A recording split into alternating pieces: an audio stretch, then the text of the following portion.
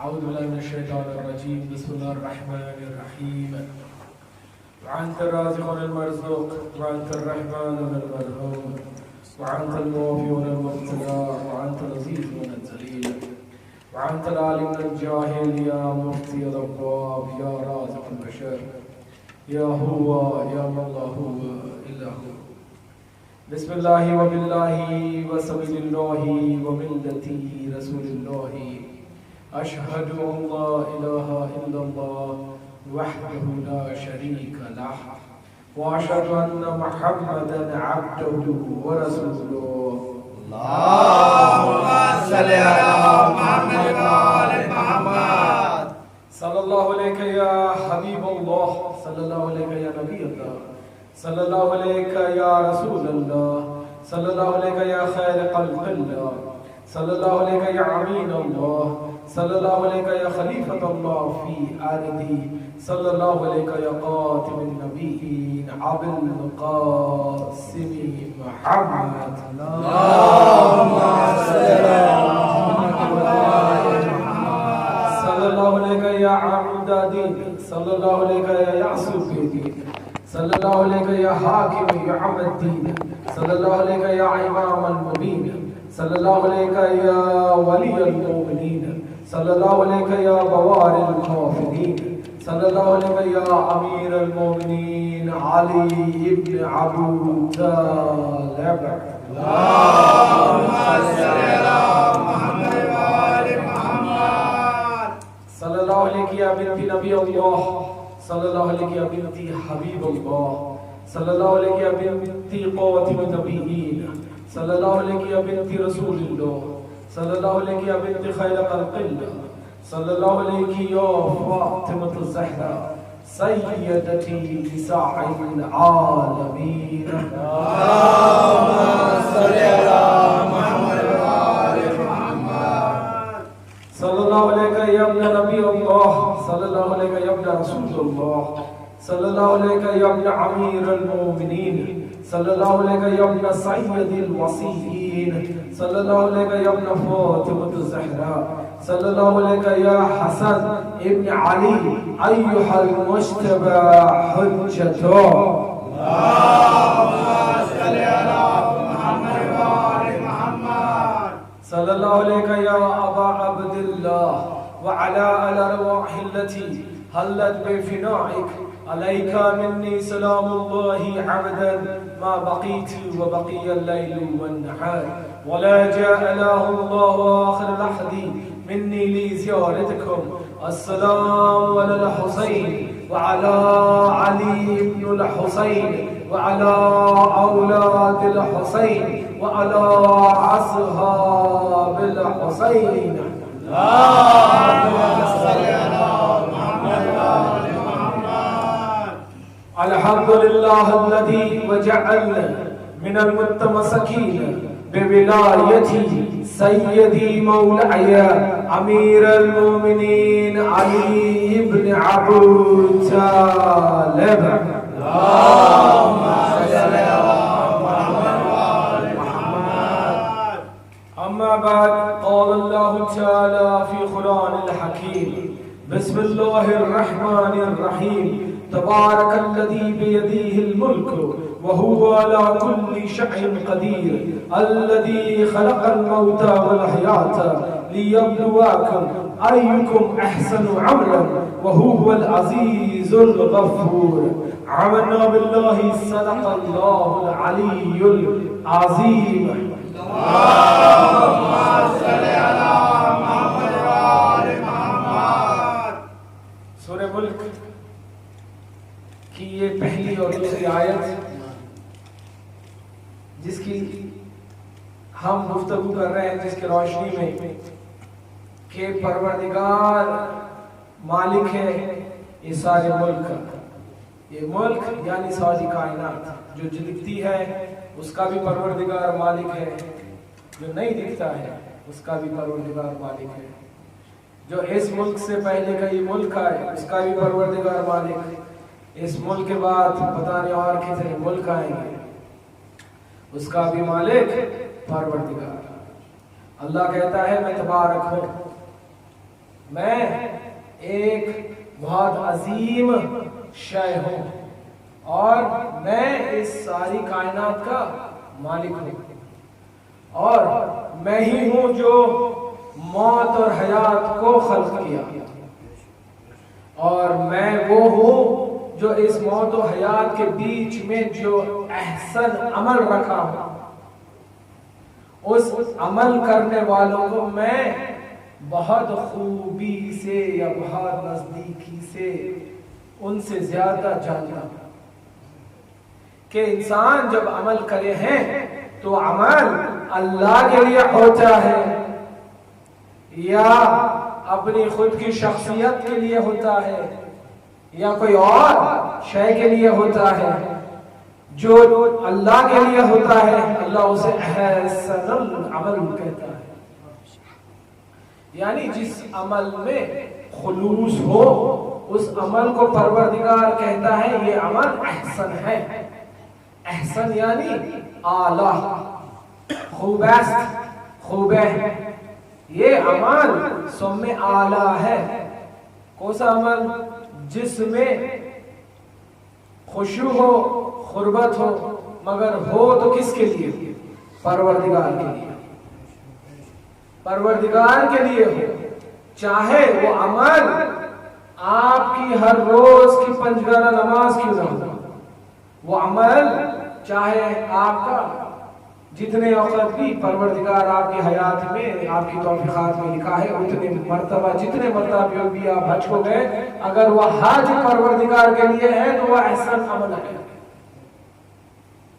अगर आपकी हर रोज की नमाज परवरदिगार के लिए है तो वह एहसन अमल है।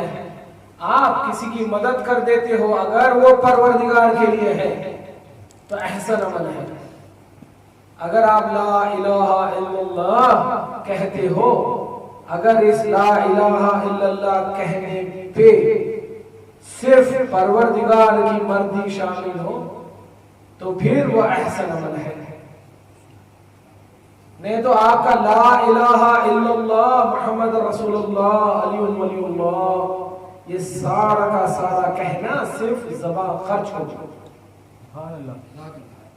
जब तक इसमें खुशूए परवरदिगार या मर्ज़ी परवरदिगार, इरादत परवरदिगार या उसकी रिदा न शामिल हो, चाहे वो अमल कोसा भी हो। हर अमल खैर अगर अल्लाह के लिए हो और बंदे के लिए ना हो तो वो अमल एहसन अमल बन जाता है। अरे हैदरी,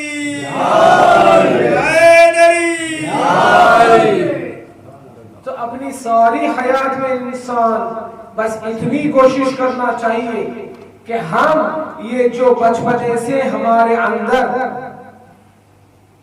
फितरत बनाए बैठे हैं, फितरत ला इलाहा इल्लल्लाह की, फितरत मोहम्मद रसूलुल्लाह की, फितरत अली वलीउल्लाह की, और ये जो हम 5 गना नमाज पढ़ते हैं फितरतन या आदतन,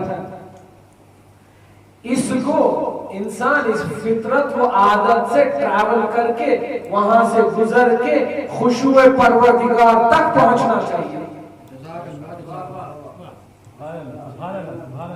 जब तक ये आप सफर नहीं तय करोगे, ये सारे के सारे अमल आदतन और फितरतन रहेंगे, आदतन व फितरतन रहेंगे। ये अमल फिर खुशूए परवरदिगार के लिए नहीं है। अल्लाह वही कहता है मैं मौत और हयात का खल्क करने वाला हूं। ये ना सोचे कि मौत तुम्हारे कंट्रोल में है और ये भी ना सोचे कि हयात तुम्हारे कंट्रोल में है। ना तो मौत तुम्हारे कंट्रोल में, ना तो हयात तुम्हारे कंट्रोल में। इस मौत और हयात के बीच में मैंने एक सफर रखा है, उस सफर का नाम है अमल सालेह।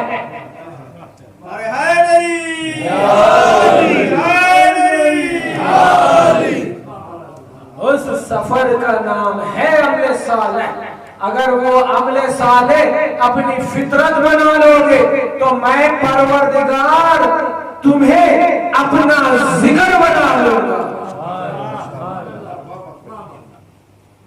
क्या कहा परवरदिगार ने कि ऐ बंदे, ना तो मौत पे तेरा इख्तियार, ना तो हयात पे तेरा इख्तियार।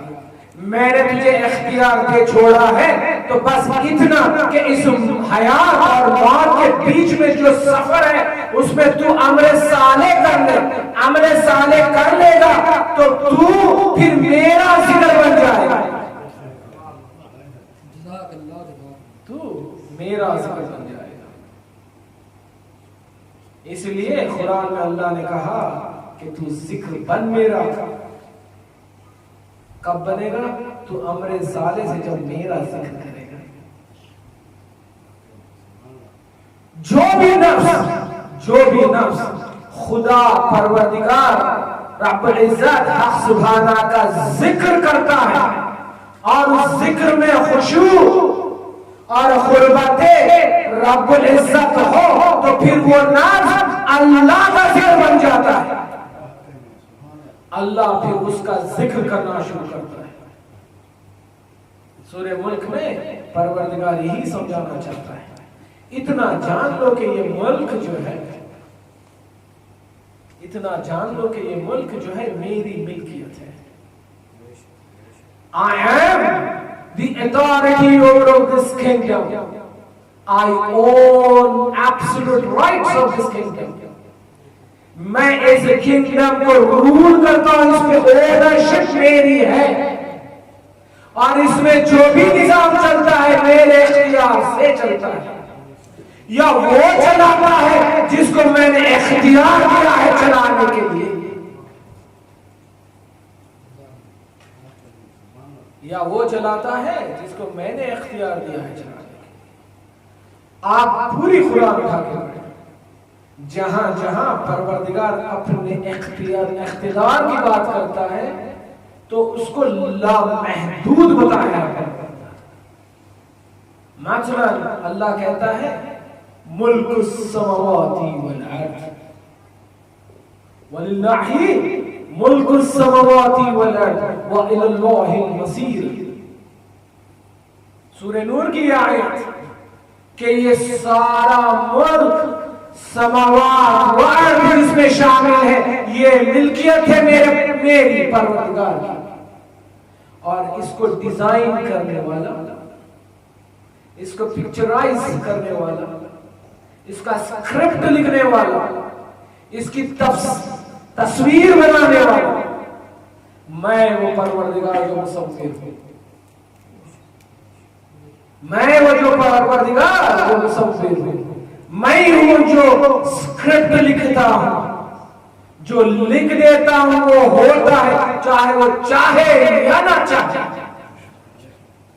अगर मैंने लिख दिया कि फलाने नफ्स ने इतना अच्छा अमले साले करा है कि मैं कहता हूं ऐ हुसैन तूने मेरा जिक्र इस बुलंदी से किया है, उसी बुलंदी से जिस बुलंदी पे मैं अल्लाह हर चीज में मुख्तारी रखता हूं, मैं अब तेरा जिक्र करूंगा। अरे हैदरी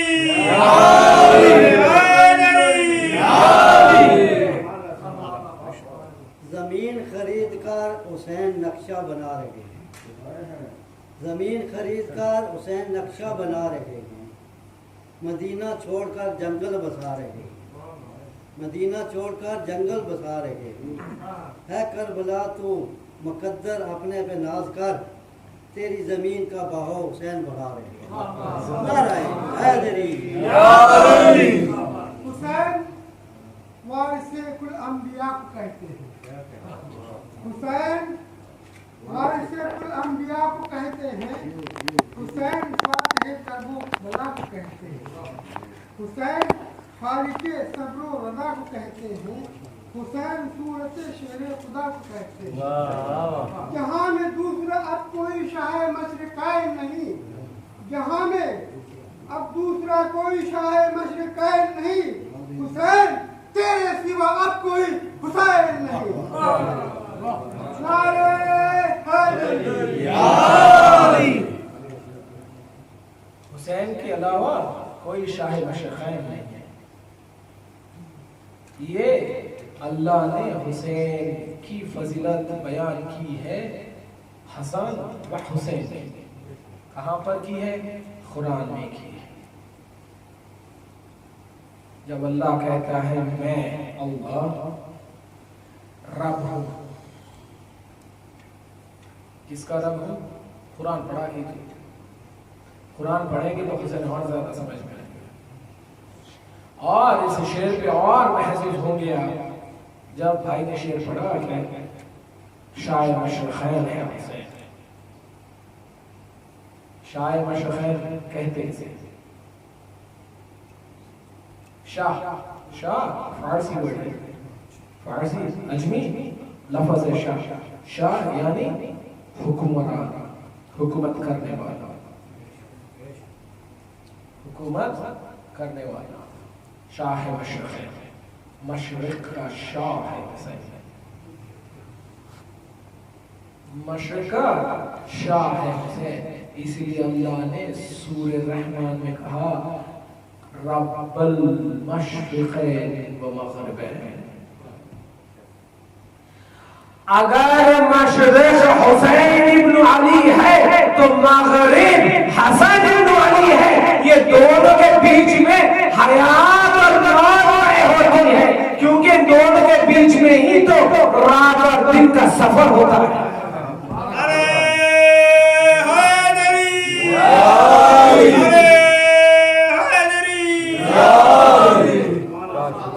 क्यों कहना चाहता है सूरह रहमान में अल्लाह रब्बुल मशरिक़ैन व मग़रिबैन?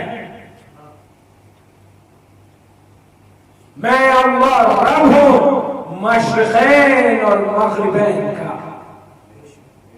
क्या है मशरिक़ैन? बताइए बताइए। मशरिक़ैन कहते किसे हैं? ईस्ट वेस्ट किसे कहते हैं? मशरिक़ैन किसे कहते हैं? मैंने कहा कि परवरदिगार कहता है रब्बुल मशरिक़ैन व मग़रिबैन कि मैं मशरिक़ और मग़रिब का रब हूं। इससे क्या मुराद है परवरदिगार कि एक तरफ अल्लाह कहता है मशरिक़ यानी हुसैन इब्न अली। अब भी मुझ पे मेरे पे शक ना कीजिए, भाई ने पढ़ा शेर और मैं उसकी दलील सूरह रहमान से दे रहा हूं। मशरिक़ है हुसैन तो मग़रिब है हसन। क्या है मशरिक़? और फिर मैंने कहा कि अल्लाह कहता है मैं रब हूं इस मशरिक़ और मग़रिब में, और यहां अल्लाह कहता है अल्लज़ी ख़लक़ल मौत वल हयात, मैं हयात और मौत को खल्क़ किया और उसमें जो अमल साले करता है उसे मैं पहचानता हूं। क्या है मशरिक़? क्यों कह रहा है शायर शाह मशरिक़ है? एक शायर ने, कई शायर ने कहा ये सारे के सारे शेर कहते हैं रसूल अकरम की उस हदीस से। अगर आपको ये भी पता चले कि शेर कहने वाला कहना क्या चाहता है तो और मजा आता है। अगर शेर समझ गए तो और मजा आता है ना? बताइए। कई शायरों ने कहा शहर मशरिक़ैन है हुसैन, यानी मशरिक़ पे हुकूमत है हुसैन और वहीं मग़रिब पे हुकूमत है हसन की, हसन इब्न अली। क्या है मशरिक़?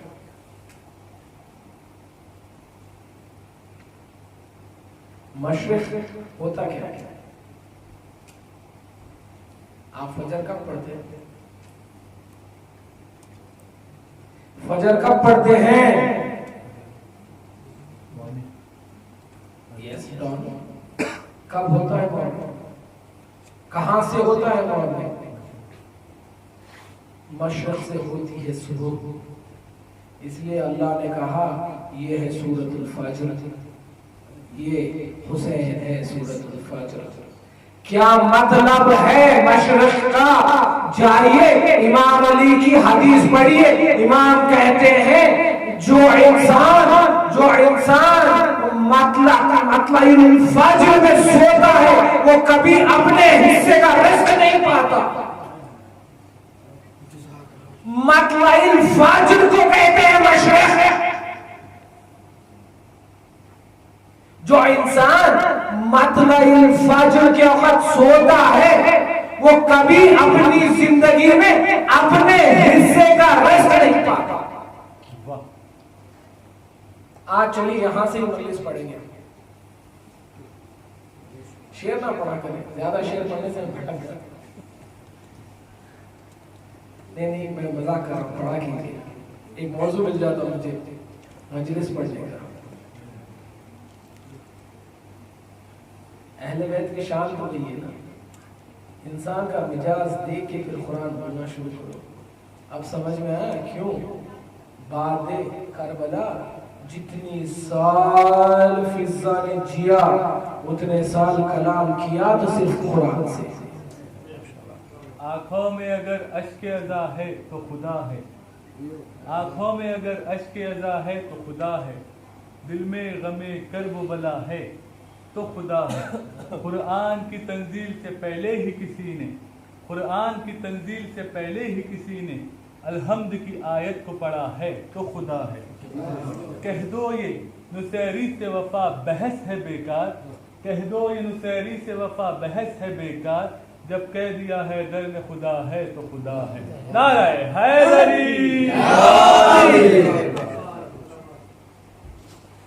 अली मुर्तज़ा कहते हैं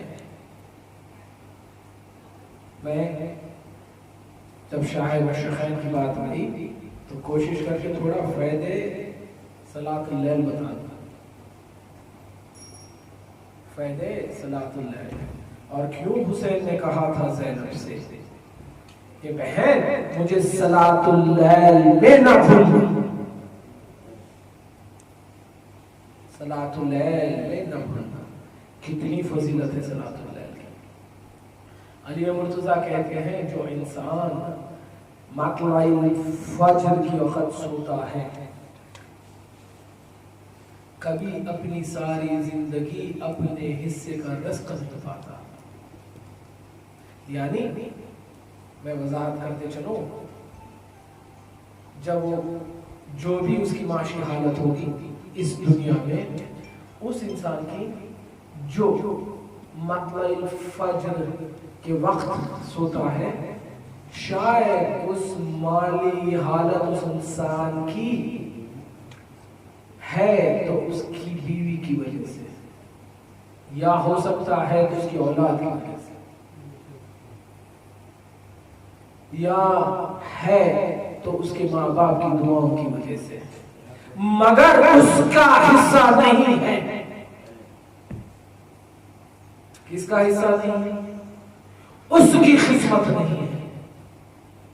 अल्लाह कहता है, मौला अली कहते हैं अल्लाह ने इरशाद किया है जो इंसान मतलुल फज्र को सोता है कभी अपने सारे हयात अपना रिस्क नहीं पाता है तो किसी और के नसीब से। यानी अगर किसी की $1000 या 1000 PT या 1000 पाउंड सैलरी है और वो इंसान घोड़े बेच के मतलुल फज्र के वक़्त सोता हो तो जान लीजिए मौला कायनात कहते हैं कि ये $1000 जो है ये अपने नसीब से नहीं कमाता, ये अपने नसीब से नहीं कमाता। हो सकता है ये नसीब इसकी बीवी का हो सकता ये नसीब इसकी माँ की दुआओं का असर हो सकता अगर ये मतलुल फज्र पे न सो हो सकता अल्लाह ने इसकी किस्मत में $10,000 लिखा, हो सकता अल्लाह इस की किस्मत में $10,000 लिखा। फिर देख लीजिए, कल मैंने जैसे पढ़ा, अपनी कोताहियों को अल्लाह के ऊपर नहीं डालना चाहिए। इंसान अपनी कोताहियों को परवरदिगार के ऊपर नहीं थोपना चाहिए। इंसान अल्लाह किसी के साथ गैर अदल से पेश नहीं आता। अल्लाह ने इस दुनिया को बनाया ही सिर्फ इसलिए है ताकि जो अमले साले करते हैं वो कामयाब हो इस दुनिया में और आखिरत, फिर दुनिया वाला आखिरत। अरे हैदरी, अरे हैदरी। ऐसा अपने कोताहियों को परवरदिगार के उस पर ना छोड़े। ये तो हमारा परवरदिगार ने हमको दिया ही नहीं।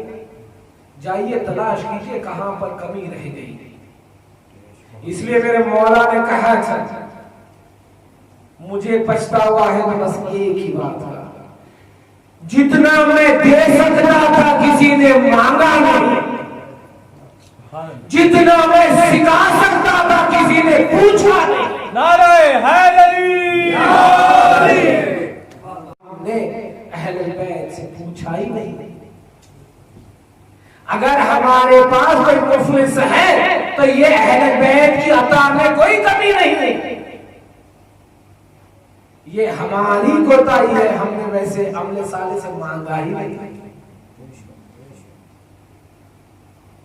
बहादुर शाह जफर अली मुर्तजा की जाइए, जिसको ज़ियारत नसीब हुई है वो मेरी बात से अग्री करेंगे, और जो नहीं जिसको ज़ियारत नसीब हुई अल्लाह उनको ज़ियारत लिखे उनकी किस्मत में। जब नजफ जाए तो ये देखना, बहादुर शाह जफर जब मौला अली की ज़ियारत करके बाहर निकला ना, सॉरी, जब ज़ियारत करने जा रहा था बहादुर शाह जफर, उसने देखा कई फकीर मांग रहे थे, कई फकीर मांग रहे थे अली के नाम दे दे। तो उसने पूछा, एक खंडे से तो कितने साल से मांग रहा है? उसने पूछा, बोला मैं 6 साल से मांग रहा हूं। वहां पर एक पैरालाइटिक आदमी भी था। उससे पूछे मौला, उससे पूछा बहादुर शाह जफर ने, ये मौला से इनके दर पे कितने साल से मांग रहा है? कहा मैं 10 साल हो गए। उसने अपने खादिम की तरफ पलट के देखा, जाइए और कोई भी खुद्दाम से ये बात मेरी तस्दीक कर लीजिए, यानी तो ज़ियारत अमीरुल मोमिनीन की जो किताबें हैं उसमें ये वाक़िया है, ये वाक़िया है। उसने अपने खादिम की तरफ पलट के कहता है, अब मैं जब तक ज़ियारत करके वापस आया, अगर इसकी आंख नहीं आई इसका सर खराब कर देना। अगर ये ना चलने वाला, अगर चलने नहीं लगा तो इसे खत्म कर देना। और चले गया मौला की ज़ियारत करने।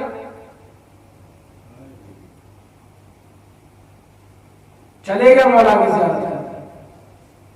वापस पलट के आया बहादुर शाह जफर, तो देखा कि जो अंधा था वो देखने लगा, जो पैरालाइटिक था। मैं जो मौजिज़े पढ़ता हूं मनगढ़ नहीं पढ़ता। जाइए, ये पूरी हिस्ट्री म्यूजियम में अमीरुल मोमिनीन जो नजफ अशरफ में हरम के अंदर है उसको लिखी हुई है, और हर ज़ियारत की किताब में लिखी हुई है। आया तो जो लंगड़ा था चलने लग गया। तो खादिम बोलता है, ये 10 साल से मांग रहा था, 10 साल से मांग रहा था, इसको अल्लाह ने क्यों नहीं बरकत अता की? आज आपने धमकी दी इसको। बहादुर ने कहा, बहादुर शाह जफर ने, अली 10 साल पहले भी अली था, अली आज भी अली है। अली 10 साल पहले भी दे सकते थे, इसकी मांगने में उतनी तासीर न थी कि अली सुन ले। अरे हमारे सामने इतने मिसालें हैं, हम ठक से जवाब दे देते हैं, हम ठक से जवाब दे देते हैं, हाँ हमने सुना है। फिर हमारी जिंदगी में क्यों नहीं होता? रीजन क्या है? क्या रीजन है? क्या रीजन है कि हमारी जिंदगी में नहीं होता? क्या रीजन है हम दाढ़ी नहीं रखते? बताइए। हुसैन को इतना तो मानते हैं मगर दाढ़ी नहीं रखते। अमले साले बता रहा हूं, दाढ़ी का शेव करना ये सोच के कि मैं खूबसूरत लगूंगा, ये अमले साले नहीं है। दाढ़ी रख लेना ये सोच के कि अल्लाह ने कहा है दाढ़ी रखो, अब रखूंगा। माफी चाहता हूं, मैं किसी को तंज नहीं कह रहा, मेरा यहां कैसे पढ़ना फायदा ही क्या। अगर इन दिनों मैं जो पढ़ रहा हूं एक आदमी की भी मुझसे इस अखीर की वजह से सदा हो गई तो मैं पूरे सिरात पे गुजर जाऊंगा। क्योंकि अल्लाह बेशक मेरे से कहेगा, पूछेगा, मेरे से भी पूछेगा, वो सारे शेर लिखने वालों से पूछेगा, वो सारे शेर पढ़ने वालों से पूछेगा, तू इतना बढ़ बढ़ के शेर तो पढ़ता था, फिर अमल क्यों नहीं किया? इतना बढ़ बढ़ के मिंबर पढ़ता था, क्या मैंने तेरी किस्मत में तबलीग लिखी थी? तू अपने से कर रहा था तबलीग, तो फिर तूने मेरे इस मासूम कौम का 1 घंटा क्यों नहीं लिया? ले गया तो क्या सिखाया? अब उसके 1 घंटे का जवाब दे। पूछेगा मेरे से, पूछेगा मेरे से कि ऐसा अली सैयद भी थे आप, और बड़ा शौक था तबलीग का, मिंबर भी पढ़ते थे। अब मिंबर पढ़ा है तो यहाँ पर जितने भी लोग बैठे हैं इनके 1-1 घंटे का हिसाब किताब दीजिए, हिसाब किताब दीजिए। अल्लाह के वास्ते जो अमल करे अल्लाह कहता है मैं जानता हूं, अपने लिए जो अमल करे अल्लाह कहता है वो भी मैं जानता हूं, और अल्लाह कहता है मैं बस वही अमल कबूल करता हूं जो अमले साले हो, जो अमले साले हो। आइए मैं आज दाढ़ी पे एक छोटा वाकया पढ़ता हूं, फिर आगे चले जाता हूं। क्योंकि दाढ़ी अगर नहीं रखते हो ये सोच के कि हमारी वाइफ को नहीं पसंद, या अभी मेरी शादी नहीं हुई, या शादी हो गई तो वाइट दाढ़ी में थोड़े वाइट बाले हैं, इसके वजह से मैं ज़ईफ दिखूंगा, या दाढ़ी में इसलिए नहीं रखता। जाइए पूरी जिम्मेदारी से पढ़ रहा हूं, जो पढ़ूंगा मजलिस के बाद में मेरे से रेफरेंस मांग लेना, मैं दे दूंगा, और कुरान से भी बता दूंगा अल्लाह ने दाढ़ी मूंढना क्यों हराम रखा है, रखना वाजिब क्यों रखा है, सॉरी दाढ़ी मूंढना हराम क्यों रखा है, रखना सुन्नत क्यों रखा है। ये सोच के कि हम दाढ़ी नहीं रखते ताकि शायद हमारे चेहरे पे फिट नहीं होती है, ना करें, अल्लाह के वास्ते ना करें। दाढ़ी मूंढना हराम है, दाढ़ी मूंढना वल्लाही हराम है। और वो सारे लोग बहस करते हैं कि भाई दाढ़ी मूंढना हराम है, कुरान में कहा है ये बता दो, वही करते हैं जो दाढ़ी नहीं छोड़ते।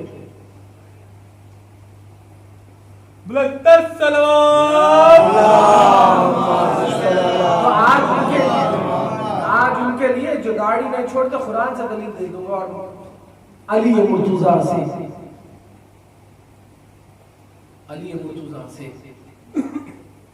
ये सोच के दाढ़ी नहीं रखना कि शायद हम अच्छे नहीं लगते, ये अमल साले नहीं है।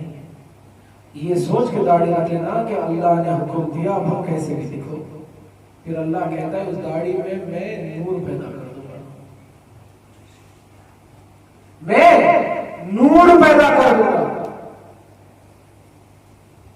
एक बाजार में मदीने के जब हुसैन पैदा भी नहीं हुए थे, हुसैन पैदा भी नहीं हुए थे। फिर आप लोग बोलेंगे जो आप पढ़ते हो हुसैन से निस्बत दे देते हो, ये है दाढ़ी भी हुसैन से, ये दाढ़ी भी हुसैन से है निस्बत। पूरे दावे के साथ कह रहा हूं,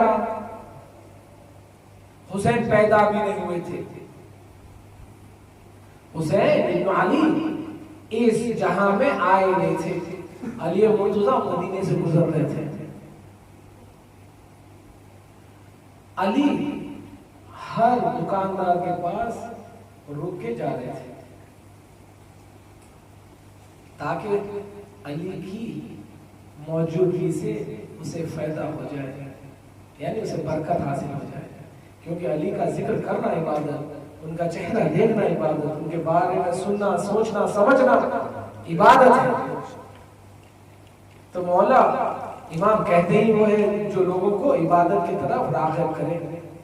तो मौला रुक रुक के जा रहे थे। एक दुकान आई,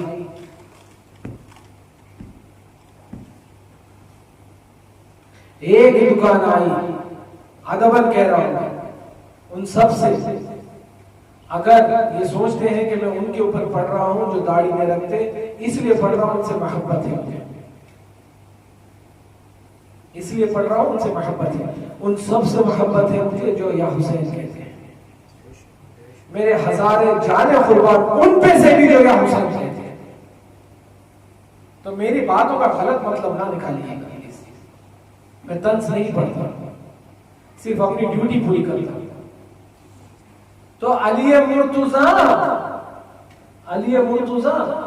जैसे ही उस दुकानदार से गुजरे, वो दुकानदार अली का चाहने वाला था, अली का चाहने वाला था वो दुकानदार। जैसे ही अली गए, वो दुकान के करीब जैसे अली आए, अली ने अपने चेहरे को मोड़ा। रसूल ने कहा अली का चेहरा देखना इबादत, तो अली नहीं चाहते थे वो चेहरा देखे अली का। और बड़ी तेजी से अली मुर्तजा उस दुकान पे नहीं रुके, बड़ी तेजी से उस दुकान से गुजर गए। तो सबने पूछा मौला ये तो आपका चाहने वाला है, आप इसकी दुकान पे क्यों नहीं रुके? अदबन कह रहा हूं ये वाक़या सच्चा है, और ये वाक़ये की दलील कुरान से भी दे सकता हूं। अली से सबने पूछा या अली हैदर कररार, आप क्यों नहीं रुके? वो आपका चाहने वाला था। अली रो के कहा उसका जब चेहरा देख लेता हूं मुझे यजीद याद आ जाता है। क्यों नहीं? क्योंकि ये दाढ़ी नहीं रखता। अरे हैदरी, बेकार है यजीद, बेकार है यजीद ये बैयत की कोशिशें, बेकार है यजीद ये बैयत की कोशिशें। जब कह दिया हुसैन ने तो कह दिया नहीं। माशाअल्लाह, माशाअल्लाह, माशाअल्लाह। जब कह दिया हुसैन तो कह दिया नहीं। अल्लाह ने कहा था नहीं तो हुसैन ने कहा नहीं। तो अली कहते हैं इसका बिना दाढ़ी वाला चेहरा मुझे मेरे बेटे की खातिल की याद दिलाता है। और जाइए हिस्ट्री में पढ़ लीजिए, यजीद दाढ़ी नहीं रखता था। और ये दलील लेके आया कि भाई दाढ़ी रखना सुन्नत है, वाजिब तो नहीं है। तो आज दलील सुन लीजिए, अल्लाह ने दाढ़ी रखना सुन्नत क्यों रखा है, मुन्ने को हराम क्यों रखा है? देखिए अल्लाह कौन? अल्लाह तबारकल्लज़ी बियदिहिल मुल्क, बरकत वाला परवरदिगार। क्यों दाढ़ी रखना सुन्नत रखा है? और मुन्ना हराम रखा है अपने नौजवानों के लिए।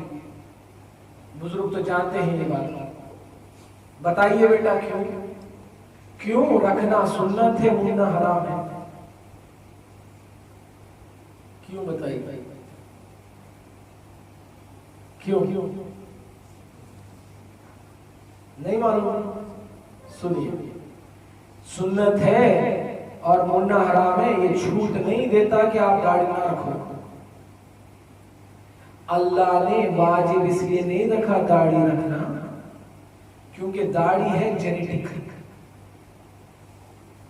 जेनेटिकली ये आपके बस में नहीं है। दाढ़ी जो चीज आपके बस में है वो चीज अल्लाह यूनिफॉर्मली वाजिब रखा है ताकि सब कर सके। दाढ़ी आपके बस में नहीं है। ऐसे लोग भी होते हैं जिनकी स्किन पे बाल नहीं उगते, ये खुदरतन होते हैं, इसलिए अल्लाह ने सुन्नत रखा है। अगर वाजिब रख देता तो उनका क्या होता जिसको खुदरत ने दाढ़ी नहीं दी। ऐसे कई होते हैं जिसे कुमजा कहते हैं, यानी जिनकी जिल्द पे बाल नहीं होते। अगर यूनिफॉर्मली वाजिब रख देता परवरदिगार सबके लिए दाढ़ी, तो वो क्या करते जो पैदाइशी कुमजे होते जिनके बाल नहीं होते। इसलिए अल्लाह ने कहा अगर मैंने बाल दिया फिर मुन्ना हराम है। इसलिए सुन्नत और हराम रखा। एक तरफ सुन्नत इसलिए रखा ताकि अगर वाजिब रख देता तो वो बेचारे उनसे वाजिब तर हो जाता जिसके बस में नहीं है दाढ़ी उगवा लेना। आज ट्रांसप्लांटेशन आया है, मगर पास ऐसे लोग होते हैं खुदरतन दाढ़ी नहीं उगती, खुदरतन नहीं उगती। जाइए इंटरनेट पे पढ़े आप, बायोलॉजिकली नहीं उगती। तो अल्लाह नहीं यूनिफॉर्मली वाजिब रखा। अगर वाजिब रखता तो वो बेचारों के साथ बुरा होता, उनसे वाजिब अल्लाह तक करवा देता। इसलिए अल्लाह ने कहा सुन्नत है रखना। मगर जब आ जाए मुन्ना फिर हराम कर दिया अल्लाह। इसलिए दलील लेके ना आए, सुन्नत है दाढ़ी। अगर एक बाल भी उगा फिर मुन्ना हराम है। ये खुदा परवरदिगार बेहतर जाने हैं क्यों दाढ़ी रखना वाजिब रखा है। छोटी सी चीज को बताता हूं, दाढ़ी रखने से इंसान के 60 डिजीजेस दूर जाते हैं। Science most important, continuous shaving से स्किन कैंसर होने के चांसेस रहते हैं। At the least एग्जैक्टली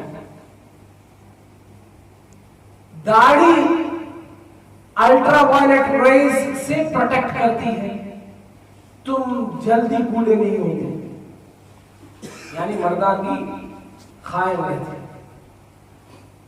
दाढ़ी की वजह से ब्लड प्यूरिफिकेशन में हेल्प होती है। आज साइंस ने रिसर्च करके 60 मिनिमम फायदे बताए हैं दाढ़ी रखने के। अल्लाह ने वो कोई चीज को आप पे थोपा नहीं है जो आपके लिए फायदा ना हो। इसीलिए अल्लाह कहता है तबारकल्लज़ी बियदिहिल मुल्क। तो कोशिश करिए कि हर अमल हो अमले साले। फिर से अदबर बहुत मेरी माजरत, मैं किसी को अपनी नजर में रखे, किसी को अपने ध्यान में रखे ये नहीं पढ़ा, मैंने सिर्फ पढ़ा क्योंकि ये हक है, इसलिए पढ़ा, ये हक है। दाढ़ी रखा कीजिए, ये वाजिब है। और मुन्ना हराम है। हर हराम एक जैसा होता है। दाढ़ी मुन्ना उतना ही हानिकारक है जितना शराब पीना है। सॉरी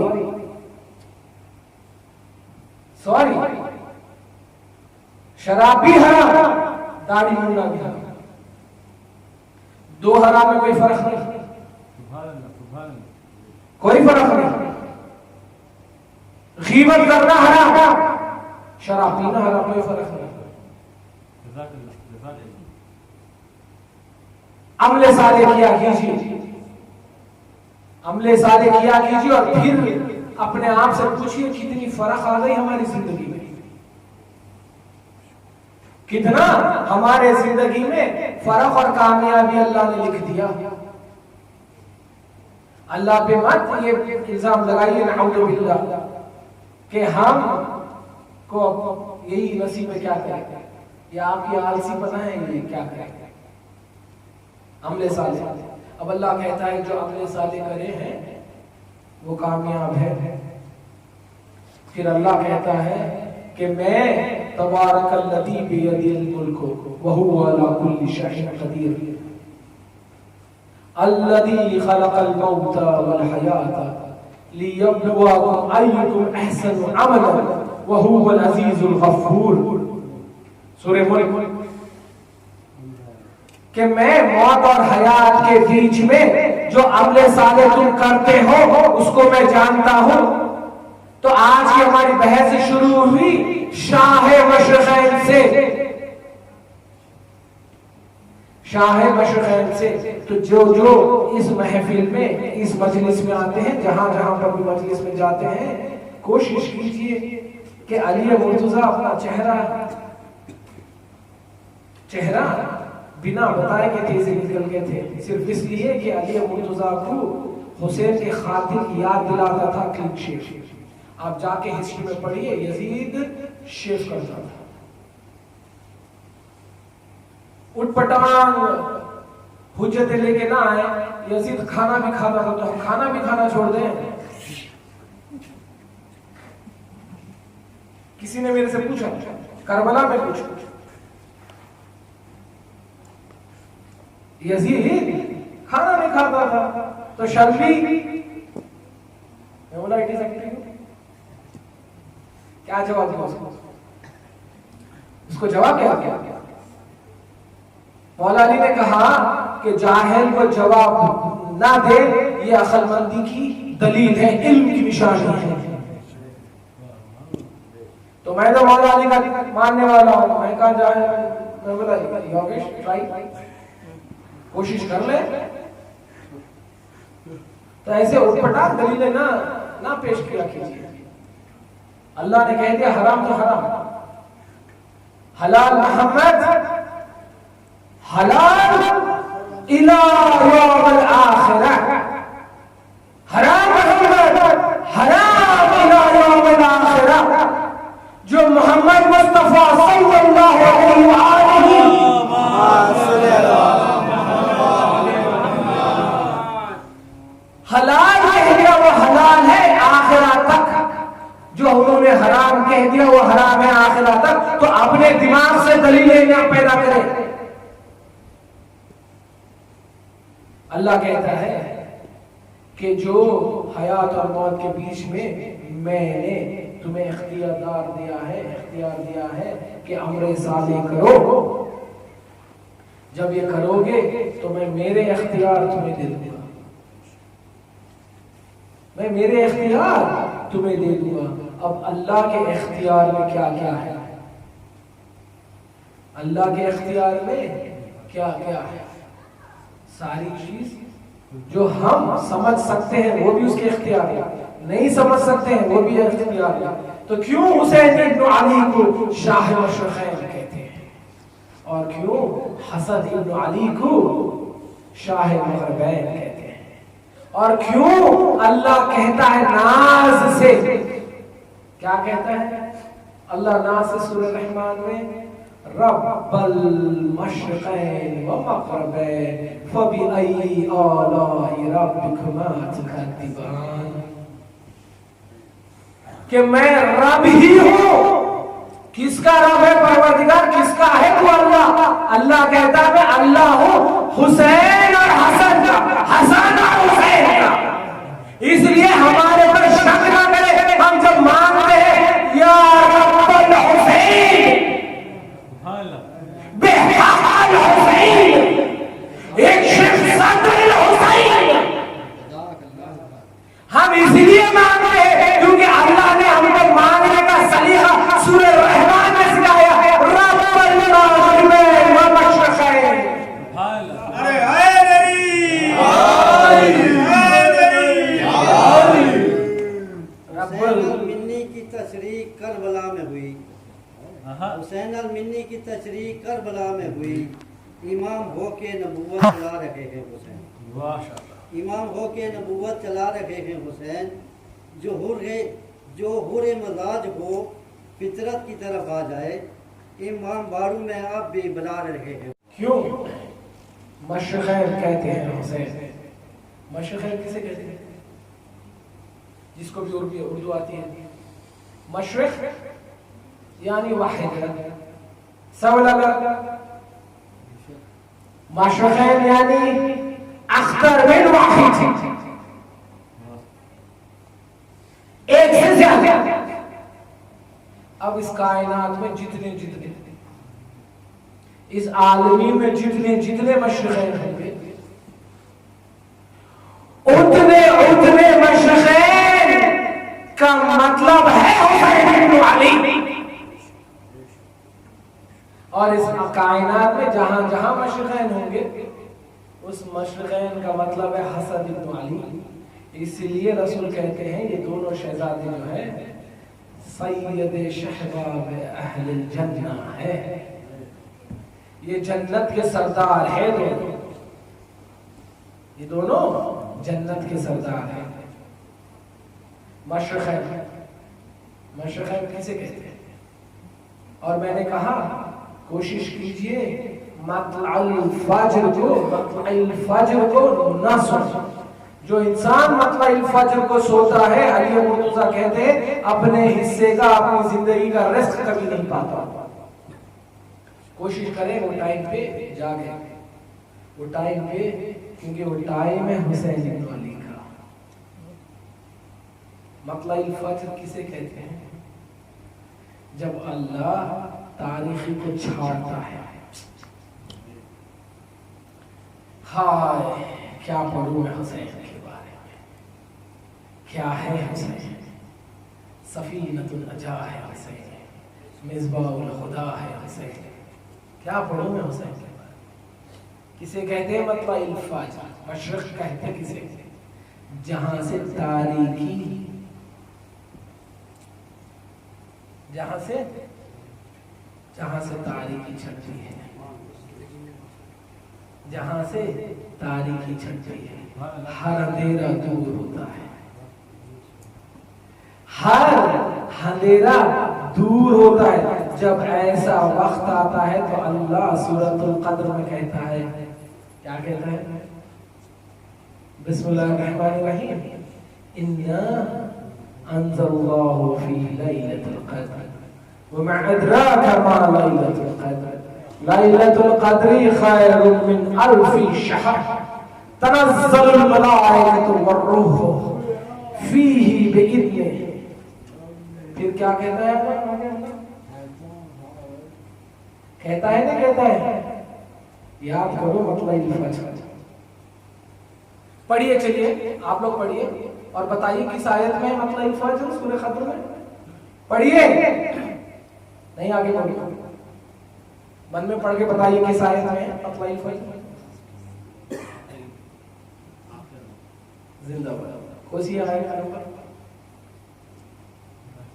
पढ़िए पढ़िए पढ़िए, जल्दी पढ़िए। कुरान पढ़ना इबादत है, पढ़िए पढ़िए जल्दी। नहीं नहीं नहीं, देख के नहीं, पढ़िए। यह हाँ, मैं क्या क्या बताऊं, क्या क्या देता हूं इस मतलअल फज्र में। मतलअल फज्र, मैं क्या क्या देता हूं इस मतलअल फज्र में। क्या है मतलअल फज्र? अली से पूछे, अली कहते हैं मतलअल फज्र कहते हैं हुसैन को, जिसकी वजह से अल्लाह सारे फरिश्तों को हुक्म देता है, जाओ अब कायनात में आज का रिस्क बांटना शुरू करो। इसलिए जो इस वक्त सोता है वो हुसैन से गाफिल हो जाता है, जो हुसैन से गाफिल हो जाता है अल्लाह उसके नसीब का रिस्क नहीं देता।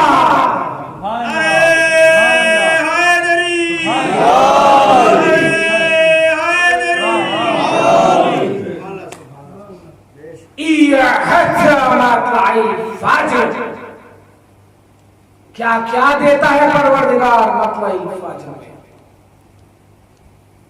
ये मतलइल फज्र, जैसे मैंने पिछले मजलिस में पढ़ा था, मतलइल फज्र बड़ा खूबसूरत वक्त है सलातुल लैल पढ़ने का, बड़ा खूबसूरत वक्त है। अल्लाह कहता है जो सलातुल लैल पढ़ ले उसके रिस्क की जिम्मेदारी मैं उठाता। क्यों? इसमें हुसैन से लेके 10 इमामों की निस्बत है, क्योंकि सलातुल लैल 10 रकात है और वक्र सलातुल वक्र जो स्टैंड अलोन नमाज है। सलातुल लैल में स्टैंड अलोन नमाज है, वक्र जो 1 रकात है, जो अल्लाह की है, जो नमाज अल्लाह की है, इसलिए अल्लाह एक, ये नमाज भी एक है। ये स्टैंड अलोन नमाज, ये एक ही नमाज है जो 1 रकात है। कोई नमाज सुन्नत हो या मुस्तहब हो या वाजिब हो, कोई नमाज नहीं है जो 2 रकात हो। सिर्फ ये एक ही नमाज है जो 1 रकात है। कोशिश कीजिए पढ़ने की, क्योंकि अल्लाह कहता है कि मैं मतलइल फज्र में रिस्क बांटता हूं, क्योंकि मतलइल फज्र हुसैन है, क्योंकि हुसैन मशरिक है। मशरिक वो चीज का नाम है जब अल्लाह इंडिकेशन देता है सूरज को उठा के, कि जैसे मैं रात की तारीकी, जैसे मैं रात के अंधेरे इस दिन के उजाले की वजह से दूर करता हूं, इसलिए अल्लाह ने कहा हुसैन मशरिक है, और इसीलिए रसूल ने कहा हुसैन सफीनतुन नजा है। इसलिए ज़ियारत वारिस में कहते हैं हुसैन जो है कुल अंबिया का वारिस है। वो इसलिए क्योंकि जैसे मशरिक से मैं अंधेरे साफ करता हूं, मेरा हुसैन कायनात से गुनाहों को साफ करता है।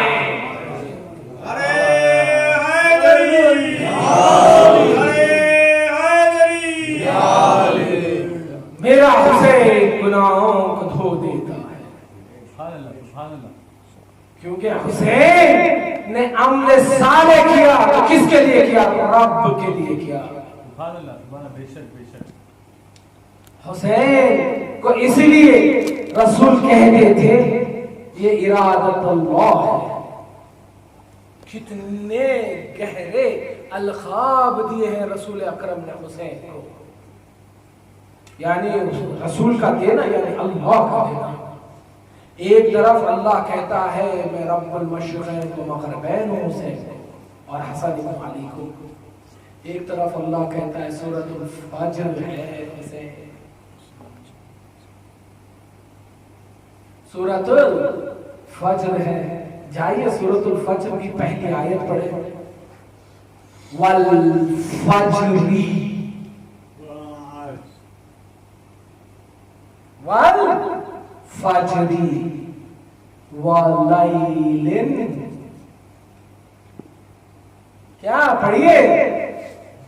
हुसैन को चाहते हो तो हुसैन का सूरा याद नहीं है? जाइए आप गूगल में डालिए सूरतुल हुसैन, सूरतुल फज्र खुलता, अल्लाह कसम खा रहा है फज्र की। वही अल्लाह जो हुसैन को फज्र कहता है। फज्र यानी वक्त की कसम नहीं खा रहा, अल्लाह बताना चाह रहा है जैसे फज्र के वक्त हर बुराई, हर अंधेरे, देखिए जितने गुनाह होते हैं, स्पेशली जो पुलिस में, क्राइम में, इसमें काम करते हैं, उनसे पूछिए जितने गुनाह होते हैं रात के अंधेरे में होते हैं। इसलिए अल्लाह एग्जाम्पल दे के बता रहा है, अल्लाह एग्जाम्पल दे के बता रहा है इस रात के अंधेरों में जो गुनाहों की पहचान है, इसको दूर करता हूं मैं उस मशरिक से, मशरिक और लाइन में, जो लाइन एक बीन और सूरज की रे जो इस कायनात को रोशन कर देती है, हर तारीकी को दूर करती है। तो अल्लाह कहना चाहता है वो फज्र यानी वो लाइन वो जो हुसैन इब्न अली है उसकी कसम खा रहा है अल्लाह। फिर खा रहा है किसकी कसम? वश्शफ़ी वल वत्र, सूरह फज्र। सलातुल शफ़ा, सलातुल लैल कितने हैं? 8 रकात है।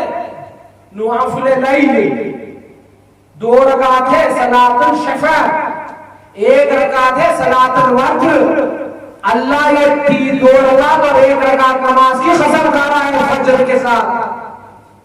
फिर कह रहा है वश्शफ़ी वल वत्र वला लैल इला यसर।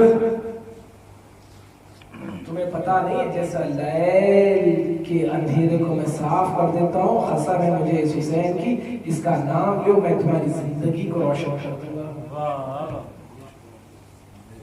जाइए पढ़िए सूरह फज्र, जाइए पढ़िए सूरह मुल्क। और वही अल्लाह जो इस कायनात पे हुक्म करता है अब उसके इख्तियार में है, जिसे चाहे इस हुकूमत का नाज़िम बना दे, उसके इख्तियार में है। जाइए सूरह फज्र में पढ़िए, सूरह बकरा में पढ़िए, आयतुल कुर्सी में पढ़िए, सूरह मुल्क में पढ़िए। अल्लाह ने किसको निजाम दे दिया है इस कायनात का, जहां पर रसूल ने कहा ये मेरा बेटा सैयद है, ये अल्लाह के काम करता है। और अल्लाह का काम करने के लिए अल्लाह ने इसको 2 अज़मतैन दिए हैं। हुसैन इब्न अली, इनकी मारिफत हासिल करें। हुसैन को अपने नफ्स से निस्बत दे दे, फिर देखिए नफ्स कितना आला होता था। फिर वो हर अमल फिर अल्लाह के लिए होता। जब हुसैन शामिल हो जाए अमल में, कोशिश करिए हर अमल से पहले हुसैन को देखो, हर अमल के दौरान हुसैन को देखा कीजिए, चाहे वो खुद हुसैन की याद क्यों ना हो। अगर नोहा पढ़ रहे हो तो देखो ये नोहा सिर्फ हुसैन के लिए हो, ना कि अपनी शान के लिए। फिर वो नोहा अमले साले हो जाता है, क्योंकि हुसैन को अल्लाह कहता है तूने मेरा जिक्र किया, मैं हर साल क़यामत तक तेरा जिक्र फिर ताजा कर दूंगा। देखिए आज हमसे लोग पूछते हैं आप 1400 साल पहले जो गम हुआ वो आज भी इतनी ताजगी से कैसे मनाते हैं? तो मैंने कहा अल्लाह कहता है फस्कुरूनी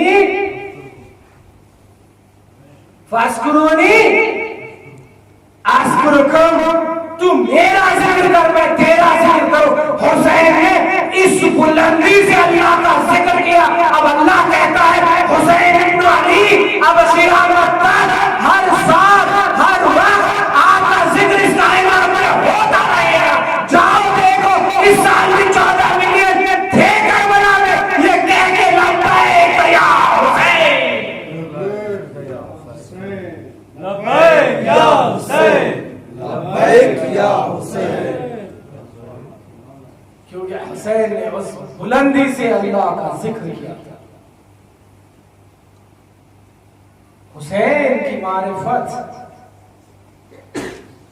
उन 72 असहाब हुसैन को बहुत थी, या 113 बहुत मारिफत थी, जो हर काम से पहले हर शहर से पहले उनका वजीफा था हुसैन।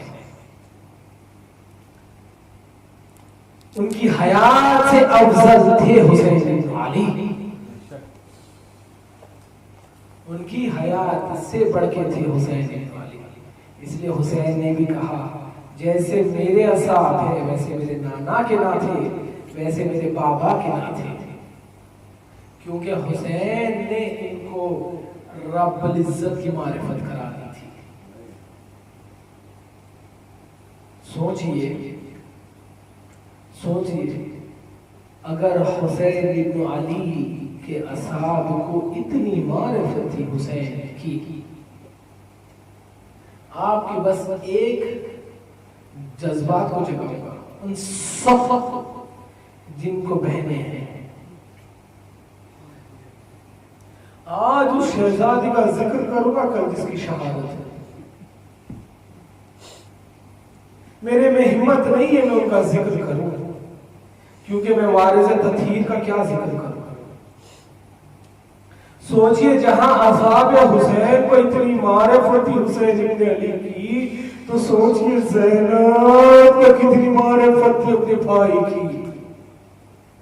सोचिए ज़ैनब कहां पली थी। ज़ैनब अहले बैत अली मुर्तज़ा के दिल की सुकून थी। ज़ैनब अली की जीनत थी। ज़ैनब अमीरुल मोमिनीन की ज़ीनत ज़ैनब। तो फिर सोचिए क्या मर्तबा होगा ज़ैनब सलामुल्लाह अलैहा, क्या मर्तबा होगा। हमारे कोई बहन से या हमारे कोई घर की खाहन से अगर कोई ऊंची आवाज से भी बात कर ले तो इंसान की गैरत तड़प जाती है। सोचो, एक तरफ ज़ैनब के बाबा अली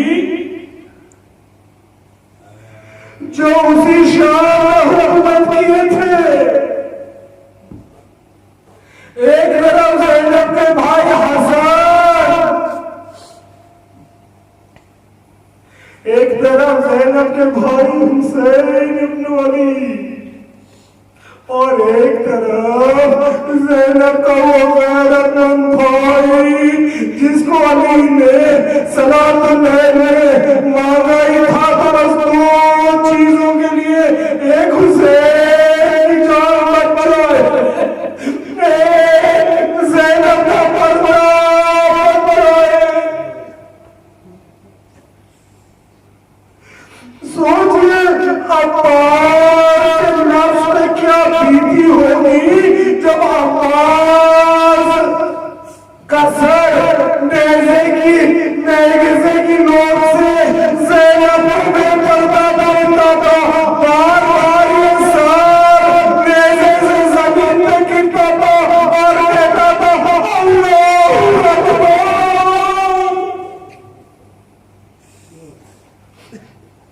वो ज़ैनब